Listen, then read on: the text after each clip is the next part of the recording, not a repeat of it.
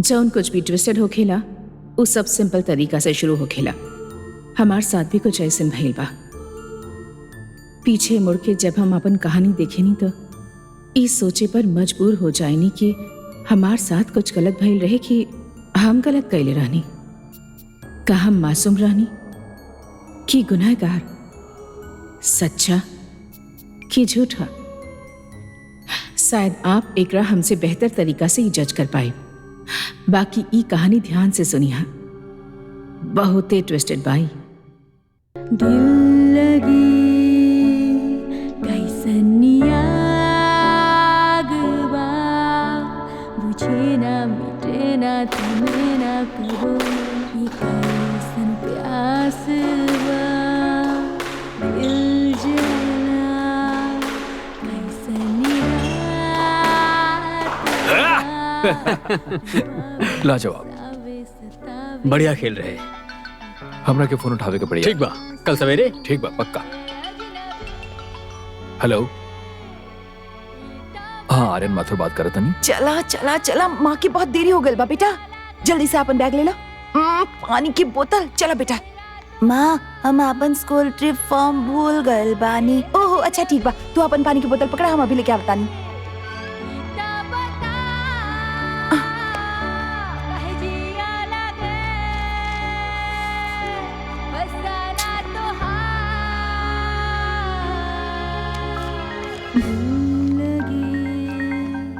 हाँ आर्यन,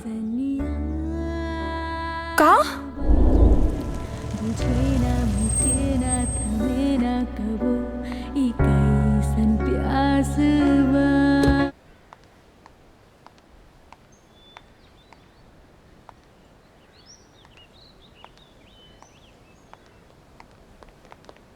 वरुण के स्कूल छोड़ दे लो एकदम समय पर। अच्छा भाई, मीडिया वाला लोग अभी लेना आए। आर्यन, मीडिया के फोन आ रहा बा। गुड मॉर्निंग सर। मॉर्निंग ऑफिसर का कुछ पता चलल? सर इन्वेस्टिगेशन से ही रेप और मर्डर के केस लागत बा, बाकी ये बस गेस बा। हाँ बाकी मर्डर पक्का बा सर। ठीक बा, पोस्टमार्टम रिपोर्ट के इंतजार कर जाए। जी सर। यहाँ कोनो ब्रेक इन और लॉक तोड़े के निशान नहीं खे। बात तो सही बा।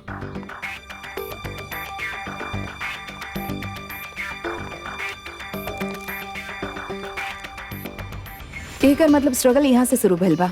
हाँ, कोनो कप नहीं किए जा, चाय कॉफी या कोनो ड्रिंक के।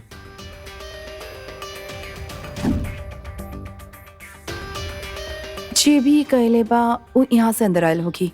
नैना रायचंद शायद अपन कमरा में होगी और आवाज सुनने के बाद नीचे आयल होगी और फिर यहाँ लिविंग रूम में हाथापाई होल होगी, जेकर वजह से ये आवाज गिर के टूट गई। अब दिलचस्प लागता।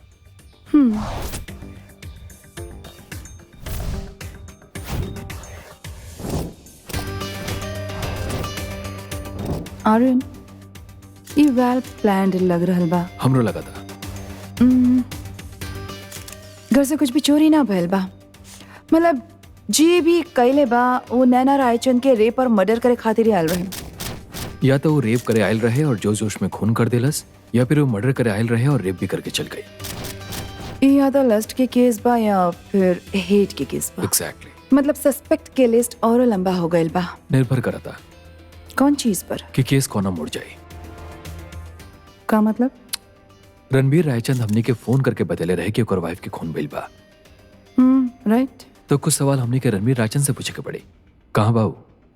Mumbai city hospital.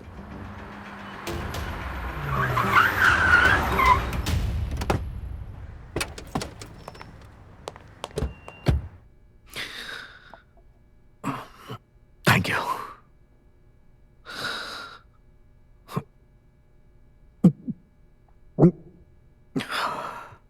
जॉन कुछ भी भय लोकर हम लोग के बहुत दुख बा। बाकी आप चिंता मत करी, जे भी अगर पीछे बा हम लोग ओकरा बहुत जल्दी गिरफ्तार कर ले। देखिए मिस्टर रायचंद, थोड़ा बहुत तकलीफ तो हुई, लेकिन अगर आप तनी दोहरा सकी एग्जैक्टली वो रात के का भल रहे था हमनी के नैना के कातिल के पकड़े में आसानी हो जाए। हाँ, कल दोपहर नैना हमके फोन कैले रहे। हम ऑफिस में रहनी, वो गलस की हूँ कुछ दोस्त लोग के साथ लंच पे जा रहल बाड़ी, पर ओकरा बाद वो शायद पिक्चर देखे जाई। हम कहनी कि अच्छा आइडिया बा, काहे के हम भी शहर से दूर रहनी, पनवेल में, और हम भी घर देर से पहुंचे वाला रहनी। प्लीज बताइए। हम घर 12:15 तक पहुंचनी और अपन चाबी से मेन डोर खुलनी।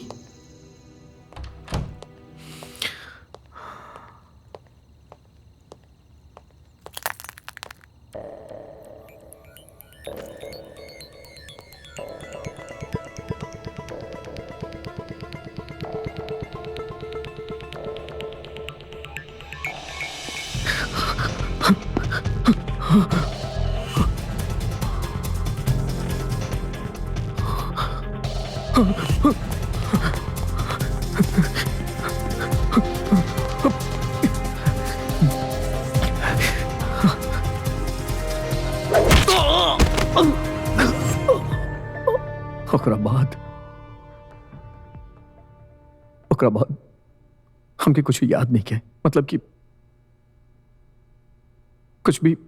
कुछ भी पता नहीं के।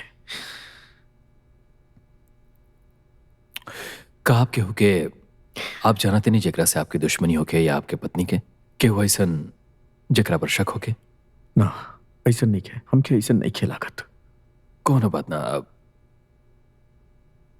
इंटरोगेशन बा, एकरा दौरान काफी सारा सवाल उठ सकता तो हो सकता कि हमने के शायद आपके डिस्टर्ब करी, तबले आप आपन ध्यान रखिए, आराम करी।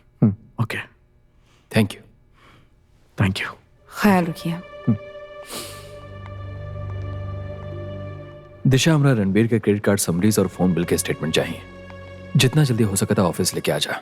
बाकी का है, वो तो खुद भी जख्मी बा ना। अपना आप के जख्मी करल कितना मुश्किल बा। हाँ, समझ गई।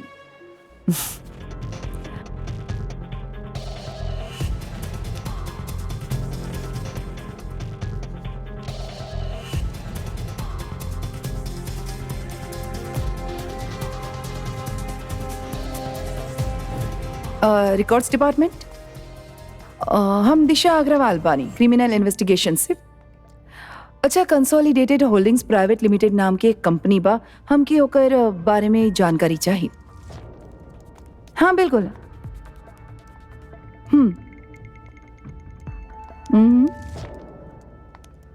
ओके, ठीक बा। हाँ, बस इतना ही। Thank you so much. का क्लू मिलल शर्लक होम्स? तो रणबीर रायचंद अपना क्रेडिट कार्ड से कंसोलिडेटेड होल्डिंग्स प्राइवेट लिमिटेड नाम के कंपनी में बहुत सारा ट्रांजैक्शन कर ले बा, और पता चलल बा कि ई एगो होटल बा लोनावला में, जीसीसी होटल।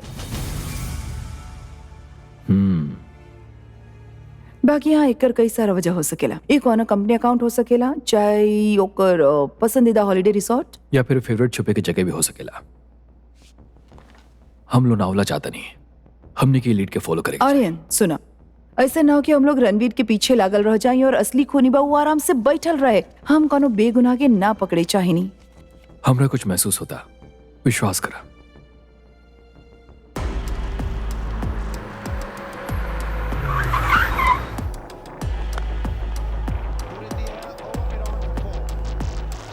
कौन बात ना हमारे दोस्त, आजकल फ्री डेटा में सब लोग यही देखा था।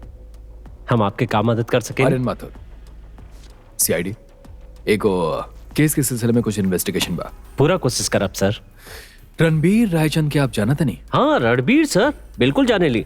वह इलेक्ट्रॉनिक बिजनेस टाइकून ना, वो हमेशा यहाँ आवेलन। जब भी रणबीर रायचंद एजा आवेलन, उनका साथे के होला? कोनो दोस्त, कोनो लड़की? सर हमेशा अपन वाइफ के साथ ही आवेलन। वाइफ? हाँ सर, रूम तो हमेशा मिस्टर और मिसेस के नाम से ही बुक हो खेला। अरे वो दीवाने, अगर बुकिंग पहले से केहू केहू के वाइफ बन जाओ ना, तो आपकी होटल मैट्रिमोनियल वेबसाइट बन जाए। एनीवेज, यही का? ना सर, ये उनकर बीवी नहीं खे। लागले रहला हमरा के। बाकी शायद केहू और के बीवी होखी। अच्छा बिल, तू पुलिस में काम ना करेला। थैंक यू सर। एक दिन गांव की बाहरी सीमा पर कुछ लोग इकट्ठा हो गए रहे। वो लोग में से एगो सिपाही भी रहे। सब एक दूसरा से बात करत रहे। वो लोग में से कुछ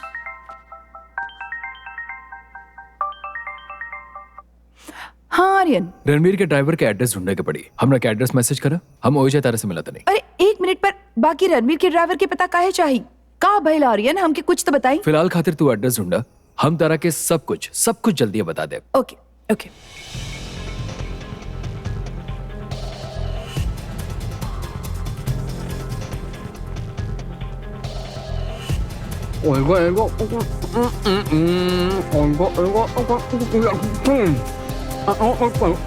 कहो रामदास, सब ठीक ठाक? अबे टूथपेस्ट थूक दा, ना तो तार दांत के साथ साथ तार पेट भी साफ हो जाए।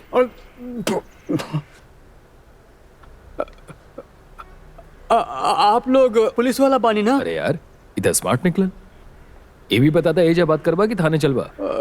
यही बात कर ले साहब, आपके जौन कुछ पूछे के बाद पूछ ली, हम सब कुछ सच सच ही बताई। तो केकरा खातिर काम करत रहला? साहब खातिर कि मेम साहब खातिर? पहले साहब खातिर काम करत रहनी, लेकिन कुछ महीना पहले साहब मैम साहब खातिर ड्यूटी पर लगा देले रहलन। कल ड्यूटी से कितना बजे वापस आयल रहला? रोज वाला समय पर 8 बजे मैडम क्लब से वापस आ गए रहली और छुट्टी दे देले रहली। रामदास, हमने की भी चाय पियते बनी। यो बताता तार साहब के कौन चक्कर वक्कर रहेगा? अब वो हमके कैसे पता हो कि साहब, हम तो बस खाली। रामदास, पता था हम करिए ले, चूतिया नहीं किया। सवाल ही बा, तू चूतिया पड़ा कि ना? अगर अनजान बने की कोशिश कर पाना तो 3-4 साल खातिर जेल में डाल दे, खूनी की मदद करे खातिर। साहब, हमार साहब के केहू के साथ में चक्कर रहे। आलिया नाम बा उनकर, मोडेम बाड़ी। मॉडर्न माने मॉडल? हाँ, का नाम बोले? आलिया। आलिया। आलिया मॉडल। हाँ आर्यन, ये तो वह फेमस मॉडल भी आलिया मुखर्जी।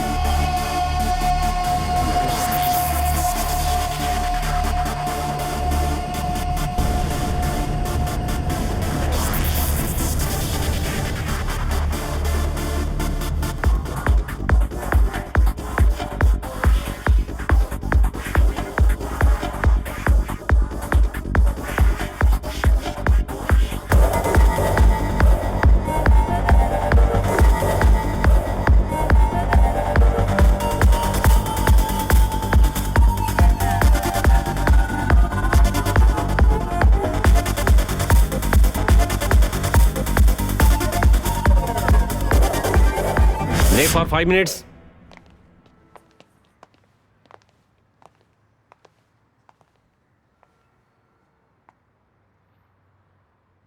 रणबीर रायचंद, राइट? सच कहीं तो 5 मिनट पहले तक हमके पता रहे कि हम के बानी, लेकिन आपके देखे के बाद लगा था कि सब कुछ भूल गए बानी। चार्मिंग। घड़ी बहुत बढ़िया बनावी नहीं आप। घड़ी तो अच्छा भाई, लेकिन आपके देख के लागत था कि अब वक्त भी बढ़िया होके वाला बा। सब केहू से ऐसे ही बात करे नहीं कि हम खास बानी। बताई नहीं ना हम आपके का कि 5 मिनट तक पहले हमके सब कुछ याद रहे, बाकी अब भुला चुकल बानी। अच्छा बा, कुछ हाँ भूल गई नहीं और कुछ हमकी याद आ गई। मतलब? आप अपना आप के भुला के हमके इतना स्पेशल महसूस करवाई नहीं। ये मुलाकात हमके हमेशा याद रही। तब फिर ई याद के यादगिरी भी होके के चाहिए। ई घड़ी के आपसे बेहतर हाथ ना मिली। काहे ना ई घड़ी पे एहसान करी और एकरा के पहने रखी। घड़ी के भी और हम के भी, दोनों के बहुत अच्छा लागी। Thank you. रणवीर साहब ऐसा इंसान बाड़े जे दिवाली के बोनस भी ना देवेलन। वो इतना महंगा गिफ्ट दे देलन, तब हम समझ गई नहीं कि भाई ये तो जरूर वसूल करी है। दिशा, अब शायद हमारा समझ में कुछ आओ था कि नैना रायचंद के औरात मर्डर कैसे भाई। लेकिन पहले ये बतावा, ये पिक्चर में तारा का दिखाई देता?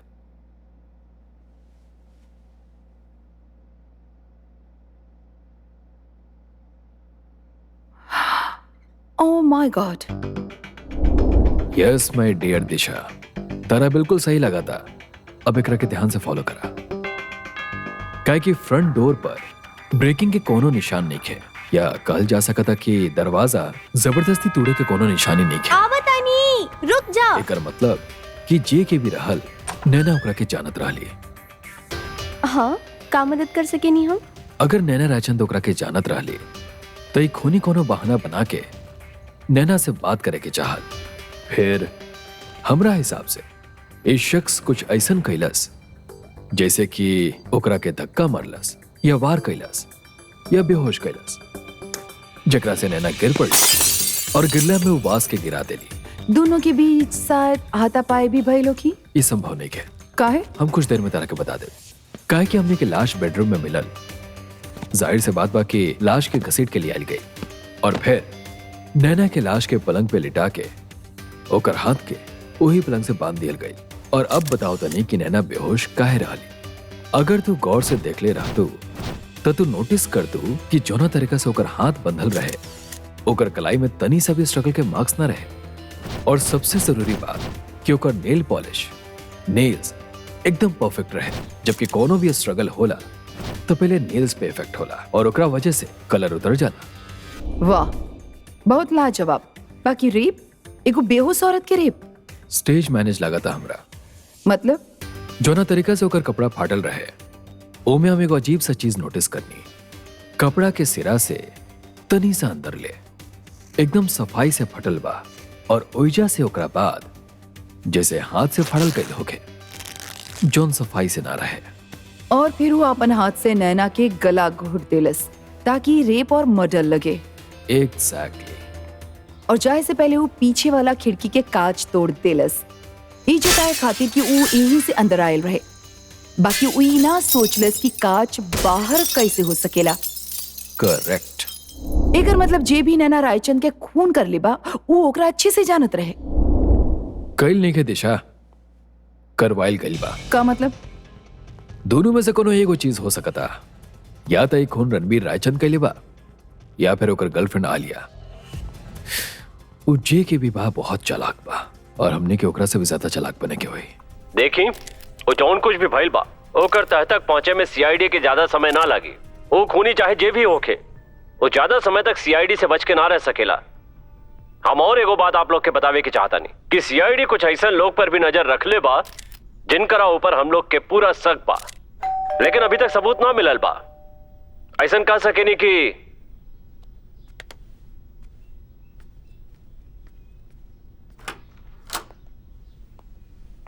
आप?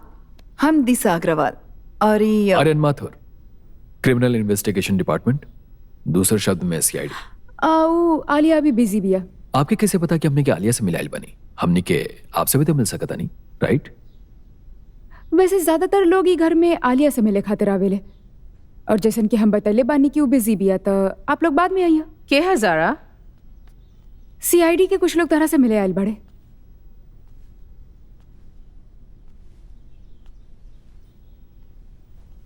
हाय, प्लीज बुरा मत बनिए।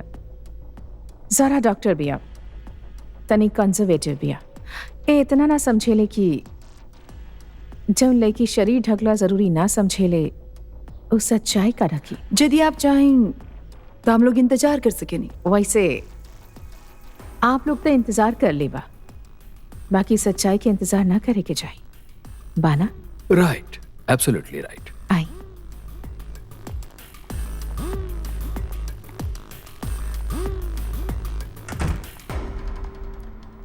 जॉना, ई बाड़े आर्यन माथुर,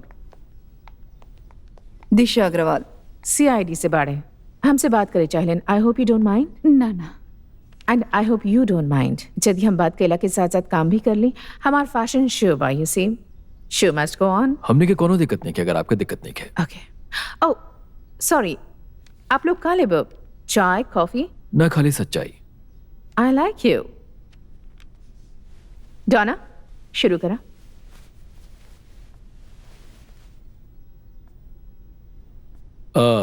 उम्मीद करते ना कि आप जानते नहीं कि हमने कई जगह आयल बनी। बिल्कुल पता बा। हम आज सवेरे ही टीवी पर नैना रायचंद के मर्डर की न्यूज देखनी। हमके पता रहे आप लोग हमसे ही सबसे पहले मिले आई बा। तो रणबीर रायचंद के आप कितना अच्छा से जानत रहनिया? पहले पहले अच्छा से जानत रहनी, बाकी बाद में बहुत अच्छा से जाने लगनी। का मतलब? थैंक यू गाइस, इतना काफी बा। ओ शुरू शुरू में कौनो रिलेशनशिप में सब लोग के अच्छा चेहरा ही सामने आवेला, भद्दा और खिनौना चेहरा तब बाद में दिखाई देवेला बाना। तो रणबीर रायचंद के साथ आपके कैसा रिश्ता रहे?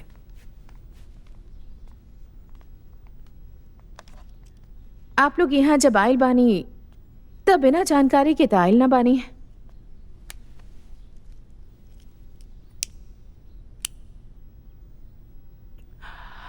हमके पता बा कि आपके सब पता बा और आपके इहो पता बा कि हमके सब कुछ पता बा। फिर ऐसे घुमा फिरा के बात कैला के का फायदा?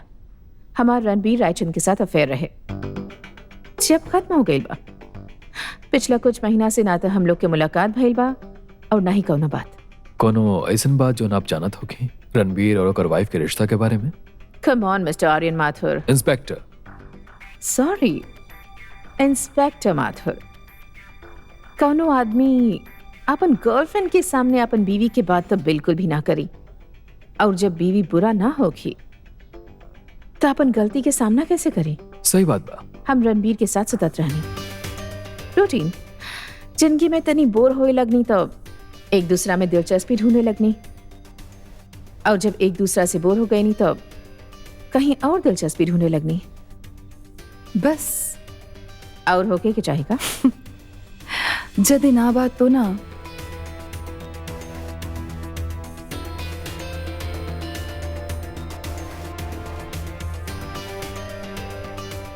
फोन से ज्यादा कुछ भी पर्सनल चीज ना हो खेला।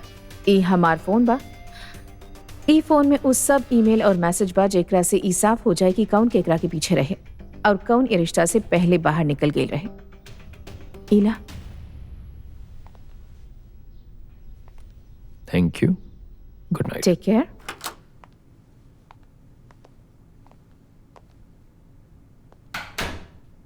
तो मुस्कुरा का हैराल बड़ा। यही तक कुछ नहीं की छुपावत या बहुत कुछ छुपावत अरे। खैर जायदा। थैंक यू जारा। आलिया, रणबीर के पता चलल कि तू हेल्प कर रहल बाड़ू सीआईडी रूल्स के खिलाफ तो ऊ का करी?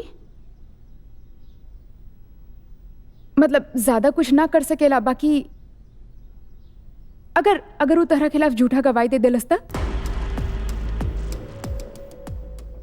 कौनो बात ना जारा, हम लोग भी देख लेब कि के जीती, रणबीर के झूठ की हम लोग के सच।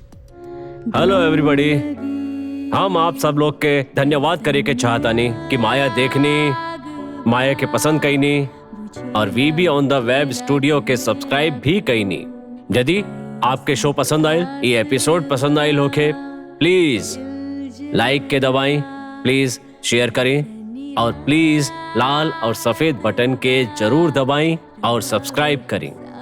आपके सब्सक्रिप्शन हमनी के प्रोत्साहित करें जैसे आपके खातिर और मनोरंजक प्रोग्राम बना सकें। Thank you.